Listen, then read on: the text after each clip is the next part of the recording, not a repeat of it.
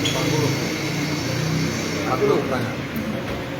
40 pertanyaan. Sekitar apa tuh Pak kira-kira? Ya sebentar kasus itu. Itu bagaimana menurut? Apakah akan ada lanjutan atau ada gelar perkara nantinya? Kamu depan di kamu itu kan. Oke, berarti masih ada banyak lagi yang akan ditanyakan oleh pihak Baris Krim Polri. Sedikit tapi mendalam.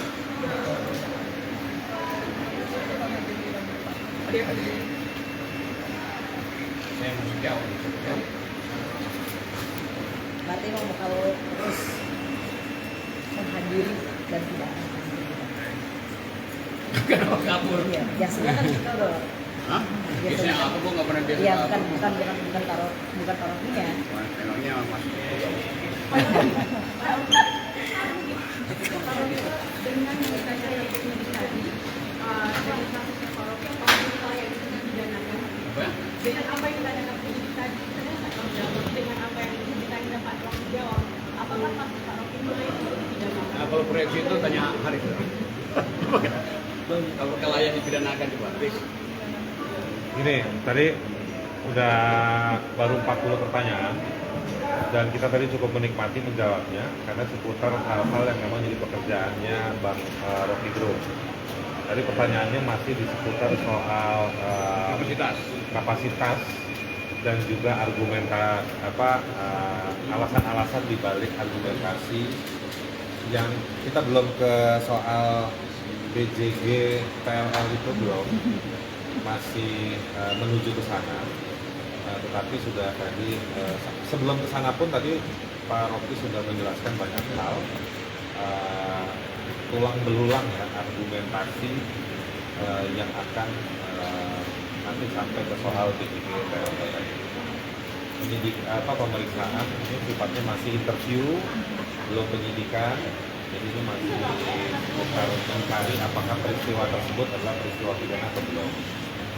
Dan akan dilanjutkan lagi hari Rabu depan dengan kami juga selain hadir, Pak Rocky juga akan membawa banyak hasil-hasil penelitian, bacaan dan sumber-sumber lain yang menjadi referensi Pak Rocky untuk memunculkan pernyataan yang kemudian kita masalahkan.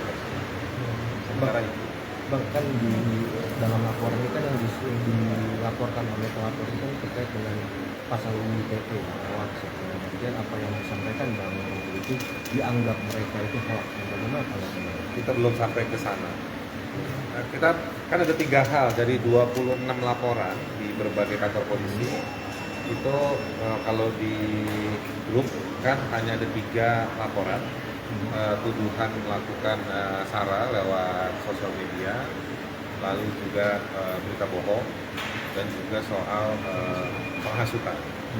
Nah, kalau dari posisi Pak Rocky, keterangan Pak Rocky, kami sih yakin betul tidak ada yang mengarah pada 3 hal itu. Kalau mau dihasut, ini tidak berbicara pada satu kelompok tertentu, ini mengkritik soal kepala negara sebagai pejabat publik, bahwa berita bohong tadi penjelasan tadi juga sudah kami kasih argumentasinya, faktualnya.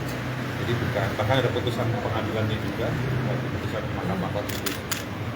Jadi tidak, soal berita bohong itu, soal hasutan tidak dalam kapasitas Pak Rocky untuk menghasut, karena Pak Rocky dalam kapasitas sebagai narasumber. Dan setiap kata, bukan cuma setiap kalimat, setiap kata bisa dipertanggungjawabkan karena berangkat dan merujuk pada sumber-sumber data yang kami akan bawa ke depan.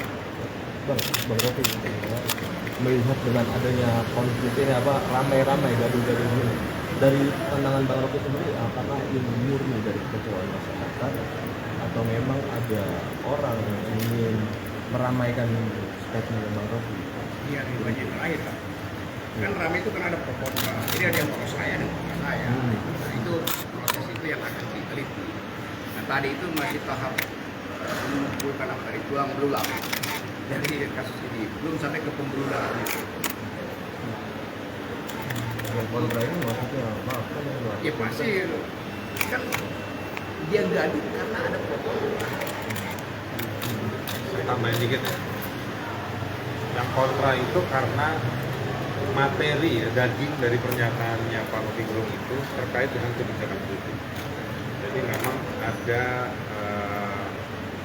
pejabat publik ya, dan juga ada pengikut-pengikutnya pejabat publik itu yang terpojok dari pernyataannya Pak Rocky. Dan itu yang dilampiaskan lewat laporan-laporan.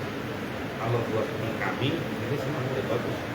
Kami itu semakin menemukan tempatnya bahwa kebijakan itu kemudian terdokumentasi lewat lembar-lembar yang sah di kantor polisi.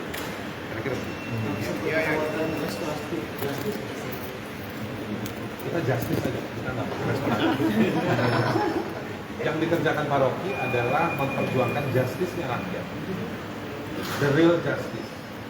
Jadi bukan restoratif justice yang kita kerjakan. Jadi negara lewat forum penyidikan